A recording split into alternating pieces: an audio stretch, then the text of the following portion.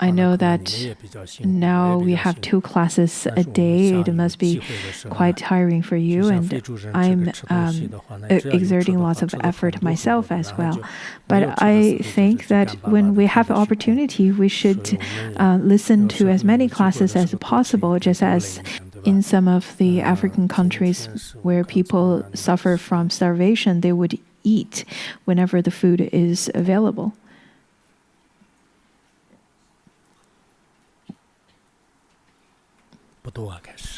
So let's continue from Potowa.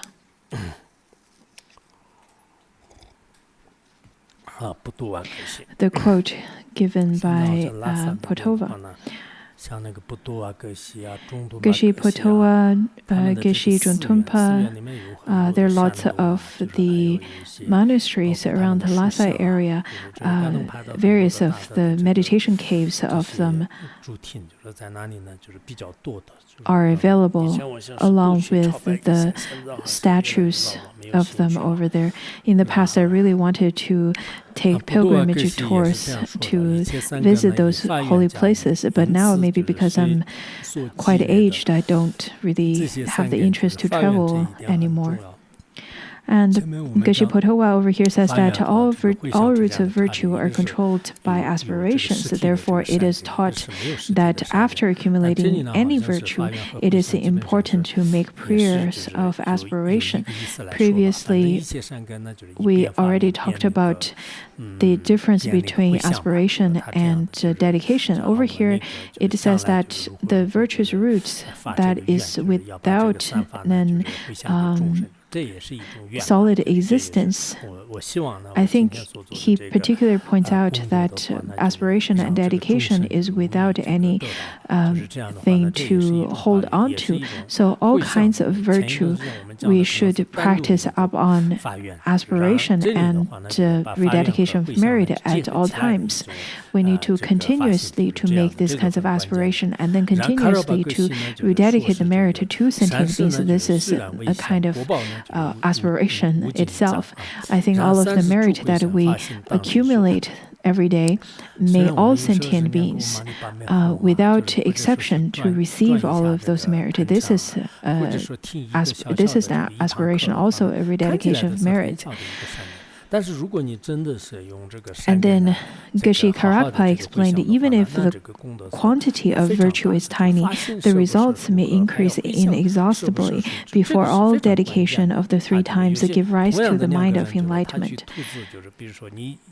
Sometimes even the smallest, the most menial virtuous activity that we would undertake, such as taking 1 round of circumambulation of the mandala or listening to a short class, all of those could be considered as a small virtuous deeds. But if you were to rededicate the merit, then the merit would be great.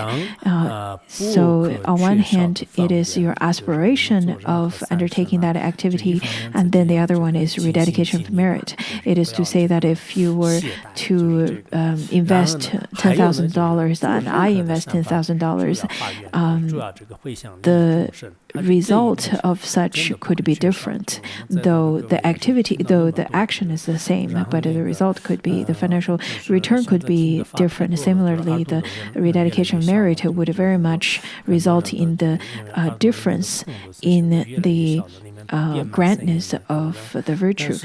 Then, according to Geshe Drakakpa, he said it should be so that one has nothing to do aside from preserving as such as one can in whatever Dharma practice one may know, as well as making aspiration prayers and so forth for the welfare of all sentient beings.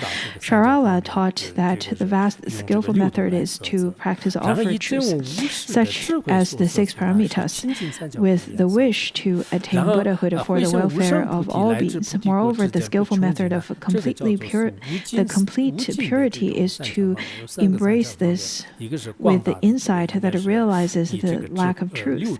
The inexhaustible skillful method is to dedicate the virtue towards unsurpassable enlightenment, so that they will not become exhausted before the attainment of the core of enlightenment. We talked about the merit of Om Ahom. Om is all the Buddha's body, and Hom is the mind of all the Buddhas. So Om Ahom is the speech of the Buddha, all the Buddhas. It is the body, speech, and mind of all the Buddhas. That is how the Buddhas would manifest in the form of mantras. We constantly would chant Om Ahom, something would chant all kinds of seed syllables of Maha'ati. We need to make the aspiration at the very beginning of chanting any of those mantras. We need to know that I'm chanting this for the sentient beings and chant it wholeheartedly. And then at the end, we would rededicate merit to all sentient beings. So in a very short period of time of chanting that mantra, then we would be able to accumulate vast amount of merit. We need to remember that. If we simply speak of all these methods and theories but not practice it, then we would only become a theorist. There is no change in our mind stream. So speaking is only a method for you to understand, but the result comes from you actually practicing it.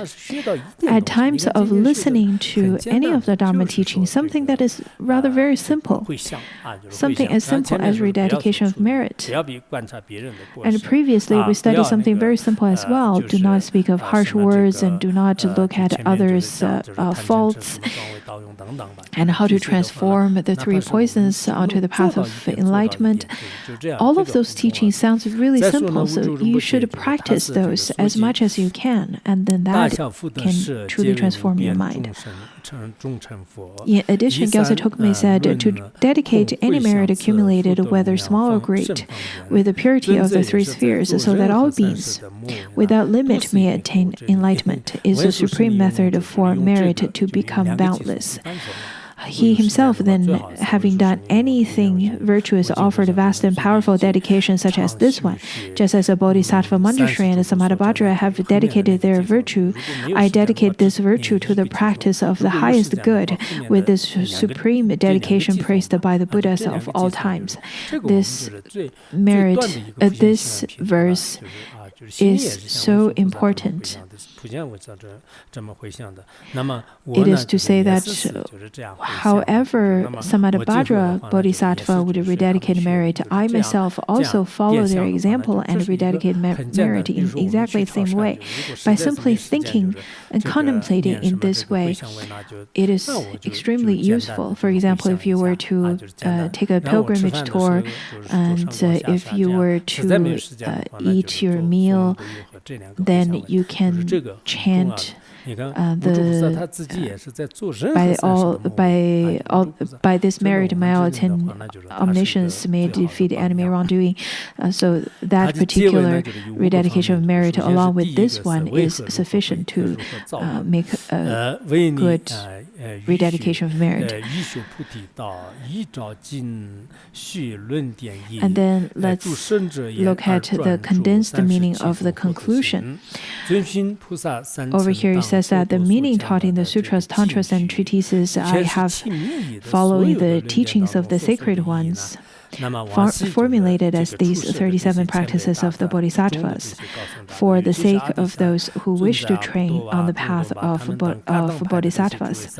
This is to say, I have extracted the meanings that was excellently taught in the virtuous ones, sutras and tantras, the Bodhisattva Pitaka, and so forth, as well as the commentaries on their enlightened intent, following explanations of all the sacred forefathers in general, Poto, Wajun, Tumpa, and so on. I have relied particularly on Lord Atisha and his heirs, the spiritual teachers of Kadam tradition, and on my own spiritual teachers. In this way, condensing all into 37 practices whereby one may genuinely train in the discipline of all bodhisattvas. I have composed this text for the sake of all those fortunate ones who wish to train on the path of bodhisattvas. All the quotations that's used here are mostly from sutras, and at first when I studied this text, I asked them Kimpos. At the very beginning of studying the Dharma, I had lots of questions, so I really enjoyed asking them, and I posed this question by saying that, well, since he said he had extracted the meaning that was excellently taught in the Victorious One's sutras and tantras, but I do not see any of the quotations from tantras. He says that to liberate the sentient beings, to benefit the sentient beings, he had condensed the teachings into the 37 practices of Bodhisattva, so that one may genuinely train in all disciplines of Bodhisattvas. Now, those with wisdom would be able to understand that these 37 practices are indeed not that simple. Phuntsal Rinpoche, such a great master, had listened and studied the 37 practices of Bodhisattva for so many times. Then we should understand that this text must have such profound meaning. And indeed, it has the uncommon blessings and uncommon strength for practitioners on the path to be trained as a bodhisattva, so that our anger can be extinguished and the mind to benefit sentient beings can further increase and grow. That is why we need to pay attention to this teaching. That's why we need to place great importance to this teaching and share this teaching whenever possible. Let's continue a little bit more. And then to demonstrate the practices to be free of confusion, because I am an inferior because I am of inferior intelligence and have little learning, this is not a composition that will delight the scholars. But because it relies on the teachings of the sutras and the sacred ones, I believe practice of bodhisattva is free from mistake. Here he says that I, the composer, was born with an inferior intelligence, and my knowledge derived from the training is ephemeral. Therefore, with respect to literary style, my words lack all excellence. Where the composer says that his wisdom is rather not excellent, and his practice is not excellent, then he continued to say that which otherwise would delight the hearts of the learned ones who possess the eminent intellect and are great scholars of the scriptures. However, in terms of what has been expressed, it is not my personal creation. It is not something out of my own dualistic thoughts. Rather, this is explained. This has been explained before based on the sutras and the teachings of the sacred ones, and in the way is an excellent composition. Therefore, I believe that these practices or trainings of bodhisattvas are free of any delusion or mistake. I believe we studied this story of the text of 37 practices of a bodhisattva. People from certain region requested him to compose a text, Tomi Gyaltse to compose a text where they would be able to gain wealth. But Tomi Gyaltse then composed the 37 practices of Bodhisattva. At times of proofreading the 37 practices of Bodhisattva, at the very end of it, a ghastly wind blown over and all of the writings scattered everywhere. And because of this auspicious dependent arising, he prophesied that the 37 practices of a bodhisattva would spread all over the world throughout 10 directions. And then he composed, or through his memory, he wrote down the 37 practices again. And later, when Gyaltsen Tokme was gravely ill and his disciples were quite afraid of his passing and asked him to leave a word or two or leave a teaching or two. And he said that my final words to you is to practice upon the 37 practices of Bodhisattva. And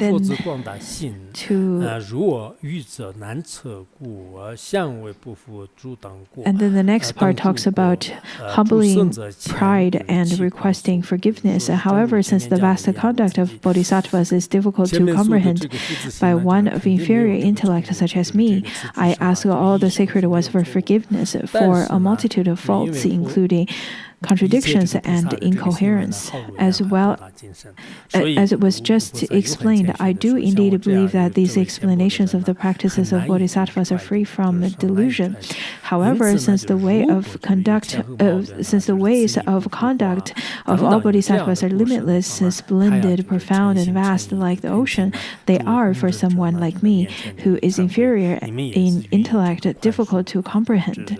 Therefore, I ask genuinely trustworthy ones for forgiveness for whatever multitude of faults there may be, such as contradictions between earlier and later statement and any incoherence between the meaning and the words I have used in my explanations. In the verse that says that by the virtue resulting from this may all beings through the relative and ultimate supreme mind of enlightenment become equal to protector of Avalokiteshvara, remaining neither extreme nor of existence of peace.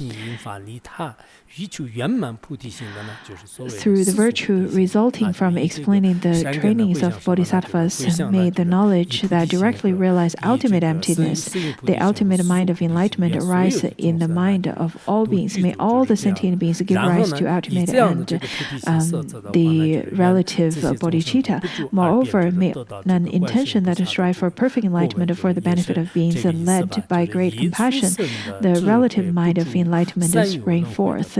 Having thus swiftly brought forth these two aspects of mind, may all beings through supreme knowledge not abide in the extreme of samsara, and through the strength of compassion and great vehicles mind of enlightenment, may they also not abide in the extreme of peace.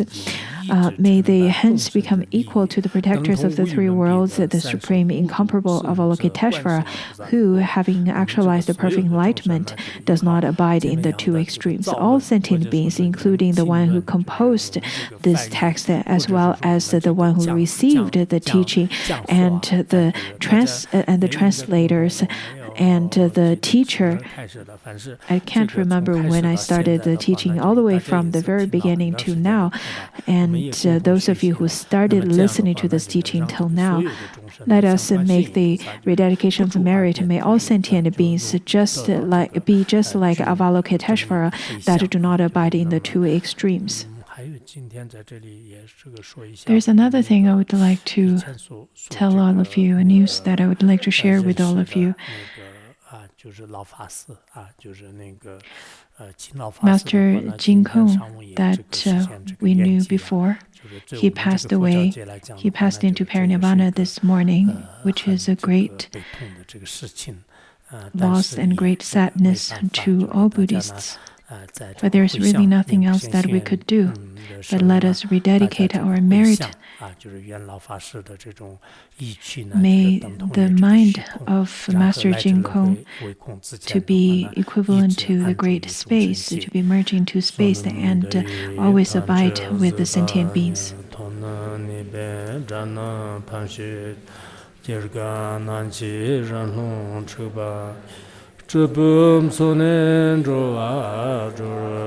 So